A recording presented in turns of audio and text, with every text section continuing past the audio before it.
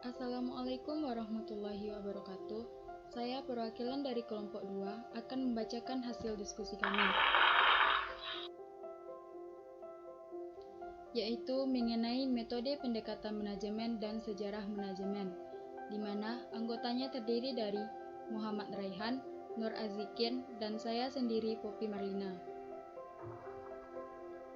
Yang pertama, saya akan menjelaskan tentang metode pendekatan dalam manajemen. Pendekatan adalah cara umum dalam memandang permasalahan dan kajian, sehingga berdampak ibarat seseorang menggunakan kacamata tertentu dalam memandang alam. Ada beberapa metode pendekatan, yaitu 1. Pendekatan berdasarkan kebiasaan. Manajemen dipelajari dari sudut sejarahnya, asal-usulnya berdasarkan pengalaman-pengalaman di masa lalu.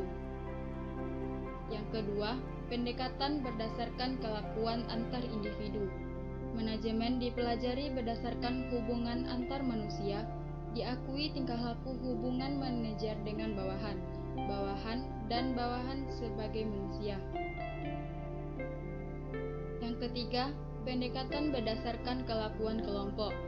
Manajemen dipelajari dari psikologi sosial, suatu studi pola budaya mengenai susunan tingkah laku kelompok manusia yang diartikan sebagai sistem pola hubungan antar manusia di antara kelompok. Yang keempat, pendekatan sistem kerja sama sosial. Manajemen dipelajari dari teori sistem atau merupakan bagian dari teori sistem. Semua manajer bekerja dalam suatu sistem sosial. Manajer memimpin orang berdasarkan kerjasama manusia. Kerjasama ini timbul sebagai akibat adanya keterbatasan fisik, biologi, psikologi, dan sosiologi. 5. Pendekatan sistem sosioteknik. Memandang suatu orang sebagai dua sistem, yaitu sosial sistem dan technical system, yang kedua-duanya perlu ada interaksi yang harmonis. 6. Pendekatan teori kepuasan.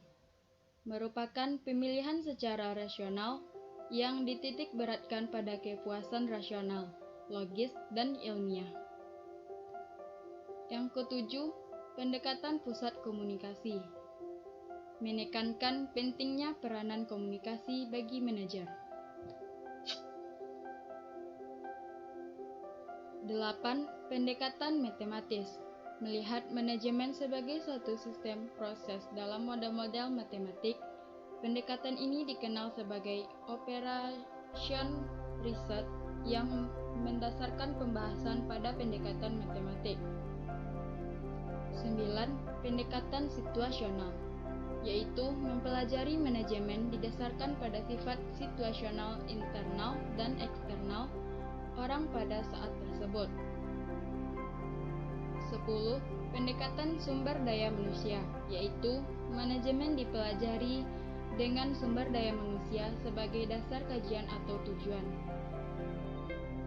11. Pendekatan kombinasi, yaitu manajemen dipelajari berdasarkan kombinasi semua pendekatan di atas, yaitu dari nomor 1 sampai 10.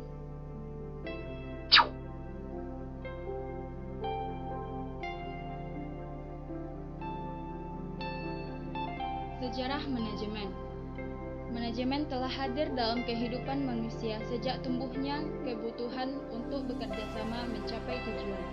Sejarah membuktikan bahwa manajer sudah hadir sejak manusia memutuskan untuk memposisikan sebagian dari yang lain sebagai bawahannya untuk mencapai tujuan yang diinginkannya.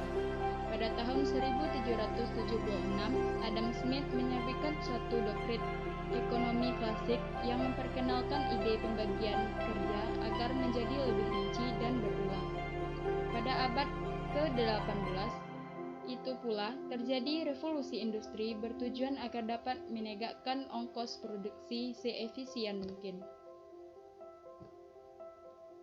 Teori manajemen baru tumbuh pada abad ke-19 yang dipelopori oleh Robert Owen dan Charles Babbage dan Henry Bentham.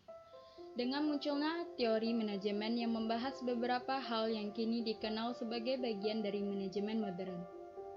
Dalam teorinya, Robert Owen menekankan perlunya sumber daya manusia dan kesejahteraan pekerjaan dalam sebuah organisasi.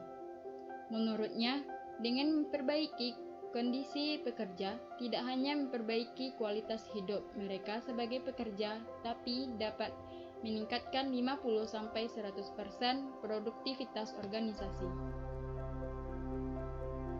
Sedangkan Charles Babbage menekankan pentingnya efisiensi dalam kegiatan produksi, khususnya dalam penggunaan fasilitas dan material produksi.